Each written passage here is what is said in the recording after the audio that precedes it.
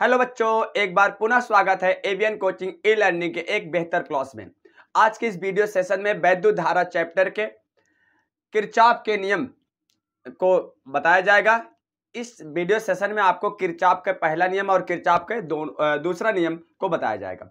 Kirchhoff का नियम क्या होता है, इसका उपयोग कहाँ पर होता है, किस सिद्धांत पर कार्य करता है, और किरचॉफ का नियम का ही प्रयोग करके आगे हम पढ़ेंगे व्हीटस्टोन सेतु का व्यंजक, जो कि बोर्ड एग्जाम में बार बार पूछा जाता है। तो चलिए आइए हम वीडियो सेशन की शुरुआत करते हैं। तो सबसे पहले पढ़ेंगे हम कौन सा नियम, किरचॉफ का प्रथम नियम। देखिए किरचॉफ का प्रथम नियम क्या होता है। किरचॉफ का जो प्रथम नियम है संधि का नियम भी कहलाता है। संधि का नियम का मतलब क्या होता है, इस नियम के अनुसार क्या होता है कि किसी परिपथ में किसी संधि पर मिलने वाली समस्त धाराओं का बीजगणितीय योग शून्य होता है। क्या होता है कि किसी परिपथ में किसी भी संधि, मान लो संधि है, संधि का मतलब क्या होता है, जहां पर कई लाइनें, कम से कम 3 लाइनें एक बिंदु पर मिलती है, उस बिंदु को हम बोलते हैं संधि बोलते हैं। तो जिस बिंदु पर कई लाइनें माने कई रेखाएं आकर मिलती हैं, उसको हम क्या बोलते हैं, संधि बोलते हैं। मतलब 3, कम से कम कितनी, 3 लाइनें मिले तो क्या है, किसी परिपथ में किसी संधि पर मिलने वाली समस्त धाराओं का बीजगणितीय योग क्या होता है, शून्य होता है। यही होता है किरचॉफ का प्रथम नियम, और इसे ही संधि के नियम से जाना जाता है। अर्थात हम लिख सकते हैं सिग्मा आई इक्वल टू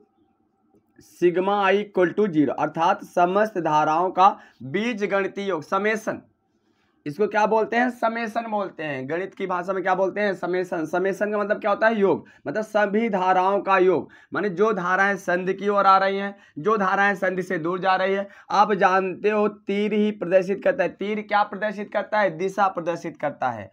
अर्थात जो तीर संधि की ओर है, अर्थात ऐसी धाराएं संधि की ओर आ रही है जिसकी तीर की दिशा संधि से दूर जा रही है, अर्थात वो संधि से दूर जा रही है। तो याद रखना, जो धाराएं संधि की ओर आती हैं वो धनात्मक ली जाती हैं, और जो धाराएं संधि से दूर जाती हैं वो ऋणात्मक ली जाती है। तो कहने का मतलब सभी धाराओं का योग करो। देखो I1 क्या है, संधि की ओर आ रही है तो इसको पॉजिटिव लेंगे, प्लस I2 भी संधि की ओर आ रहा है, इसको भी पॉजिटिव लेंगे। I3, I4 और I5 क्या हो रहा है, संधि से दूर जा रहा है। देखो तीर क्या बता रहा है, संधि से दूर जा रहा है, अर्थात इसको ऋणात्मक लेंगे। I3 minus I4 minus I5। अब इन सभी का योग, इतनी धाराएं का सभी का योग क्या हो गया, 0।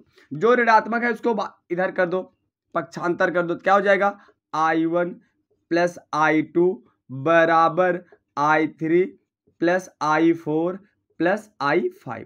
तो यहां से क्या प्रतीत हो रहा है, क्या स्पष्ट हुआ कि देखो I1 प्लस I2 अर्थात संधि की ओर आने वाली धारा का योग है, I3 plus I4 plus I5 इस संधि से दूर जाने वाली धारा का योग है, अर्थात दोनों आपस में बराबर है। तो यहां से हम बोल सकते हैं संधि की ओर आने वाली धारा और संधि से दूर जाने वाली धारा का बीजगणितीय योग आपस में बराबर होता है।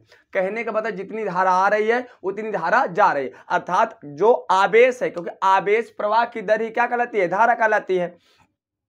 तो हम कह सकते हैं कि आवेश क्या होता है, संरक्षित होता है, मतलब अर्थात आवेश को ना तो उत्पन्न कर सकते हैं ना तो नष्ट कर सकते हैं, केवल क्या कर सकते हैं, क्या हुआ, जितना धारा आया उतना धारा चला गया, अर्थात एक रूप से दूसरे रूप में परिवर्तित हो गया। तो कह सकते हैं यह किस सिद्धांत पर आधारित है, तो लिखेंगे यह आवेश संरक्षण सिद्धांत पर आधारित है। किस सिद्धांत पर, आवेश संरक्षण सिद्धांत। ये पूछा जाता है क्वेश्चन कि किरचॉफ का प्रथम नियम किस सिद्धांत पर आधारित है, तो क्या बताओगे बच्चों कि यह आवेश संरक्षण सिद्धांत पर आधारित है। और इसे एक और अन्य नाम से किससे जानते हैं, संधि का नियम, संधि का नियम भी कहते हैं इसे। ठीक, तो 2-3 चीजें याद रखना कि किसी भी क्या होता है, संधि पर मिलने वाली समस्त धाराओं का बीजगणितीय योग शून्य होता है। संधि की ओर आने वाली धारा और संधि से दूर जाने वाली धारा का धाराएं का बीजगणितीय योग आपस में क्या होती है, बराबर होती है। किरचॉफ का पहला नियम किस सिद्धांत पर आधारित है, आवेश संरक्षण के सिद्धांत पर आधारित है। और इसको और किस नाम से जानते हैं, तो इसे और जानते हैं संधि का नियम। तो इतनी बातें उम्मीद करता हूं आपको अच्छे से समझ में आई होगी। चलिए अब हम दूसरा देखते हैं। किरचॉफ का द्वितीय नियम। देखो किरचॉफ का द्वितीय नियम पढ़ने से पहले कुछ चीजें याद रखना। किरचॉफ का द्वितीय नियम क्या होता है, इसको हम पास का नियम भी बोलते हैं। देखो जब कभी भी पास का नियम लगाएं, एक लूप की बात करें तो लूप का नियम लगाने के लिए, पास का नियम लगाने के लिए याद रखना, जब हम कभी भी किसी भी पास में धारा की दिशा में चलते हैं तो धारा और संगत प्रतिरोधों का गुणनफल पॉजिटिव लेंगे, धनात्मक लेंगे। लेकिन अगर धारा के विपरीत दिशा में चलते हैं तो धारा और संगत प्रतिरोधों का जो गुणनफल होता है उसको नेगेटिव लेते हैं। और दूसरी चीज याद रखना, जब कभी भी हम पास का नियम प्रयोग करते हैं, अगर हम ऋण इलेक्ट्रोड से धन इलेक्ट्रोड की ओर चलते हैं तो विद्युत वाहक बल धनात्मक लेते हैं, अगर धन इलेक्ट्रोड से ऋण इलेक्ट्रोड की ओर चलते हैं तो विद्युत वाहक बल ऋणात्मक लेते हैं। याद रखना इतना। तो चलिए देखते हैं किरचॉफ का द्वितीय नियम क्या है। इस नियम के अनुसार किसी वैद्युत परिपथ के प्रत्येक बंद पास के विभिन्न भागों में बहने वाली धारा तथा उनके संगत प्रतिरोधों के गुणनफल का बीजगणितीय योग पास में लगे विद्युत वाहक बलों के बीजगणितीय योग के बराबर होता है। अर्थात कहने का मतलब हम लिख सकते हैं, अर्थात समेसन आई इंटू आर, धारा और संगत प्रतिरोधों का गुणनफल का बीजगणितीय योग एक किसके बराबर होगा, समेसन ई के बराबर होगा, विद्युत वाहक बलों के योग के बराबर होगा। इतनी बातें समझ आई। मतलब जो भी पास में धारा और संगत प्रतिरोध है सभी के बीज उसके गुणनफल का बीजगणितीय योग किसके बराबर होगा, उस पास में जितने भी विद्युत वाहक बल लगे होंगे सभी के बीजगणितीय योग के क्या होगा, बराबर होगा। अब चलिए पास का नियम कैसे प्रयोग करते हैं इसको सीखते हैं। तो पास हम मान लेते हैं, कोई भी एक पास लेते हैं छोटा सा, बी ए ई एफ बी में, मतलब जहां से शुरू करो, बी से शुरू किए फिर बी पा जाए, एक पास बन गया, एक लूप बन गया इस प्रकार से।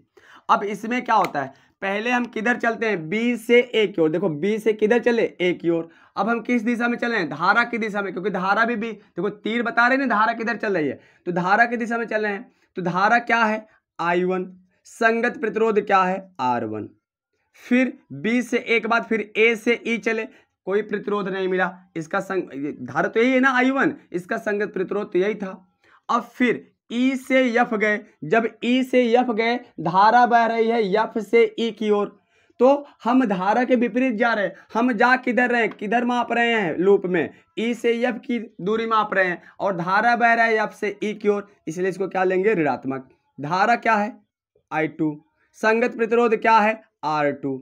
फिर यफ से बी गए, धारा और संगत प्रतिरोध नहीं मिला, फिर बराबर विद्युत वाहक बल के बराबर होता है योग के। अब बी से ए गए तो क्या विद्युत वाहक बल क्या मिला, E1, तो E1 मिला, लेकिन ऋण से कहां गए, धन की ओर, इसलिए विद्युत वाहक बल क्या होगा, धनात्मक। हमने बताया था ना, अगर हम क्या करते हैं किसी भी पास में ऋण इलेक्ट्रोड से धन इलेक्ट्रोड की दूरी मापते हैं तो विद्युत वाहक बल धनात्मक होता है, अगर धन से ऋण की ओर मापते हैं तो क्या होता है, ऋणात्मक। अब ए से ई गए, विद्युत वाहक बल नहीं मिला, ई से यफ गए तो विद्युत वाहक बल क्या मिला, E2। अब जब ई से यफ जा रहे हो तो पहले कौन सा इलेक्ट्रोड पड़ रहा है, धन, फिर ऋण, धन से ऋण जा रहे हो इसलिए क्या हो जाएगा, विद्युत वाहक बल ऋणात्मक हो जाएगा। इसको मान लो इक्वेशन नंबर 1, एक पास हो गया। इसी प्रकार से आप दूसरे पास की बात कर सकते हो। तो किसमें, पास अब कौन सा है, F E C D F में, मतलब जहां से शुरू करो फिर वहीं पर लेकर चले आओ तो फिर एक लूप बन जाता है। अब आप खुद बता सकते हो, देखो एफ से ई गए धारा की दिशा में, धारा क्या है, I2, संगत प्रतिरोध क्या है, R2, इसका गुणनफल हो गया, क्योंकि धारा की दिशा में जा रहे हो इसलिए पॉजिटिव होगा। फिर ई से सी गए, कुछ नहीं मिला, फिर सी से डी गए, देखो एफ से ई से सी, फिर सी से कहाँ, डी। जब सी से डी जा रहे हो धारा की दिशा में जा रहे हो, क्योंकि धारा भी इधर दिशा में बह रही है, जब धारा भी इस दिशा में बह रही है, धारा क्या है, I3, संगत प्रतिरोध क्या है, R3, तो पॉजिटिव होगा क्योंकि धारा की दिशा में चल रहे हैं।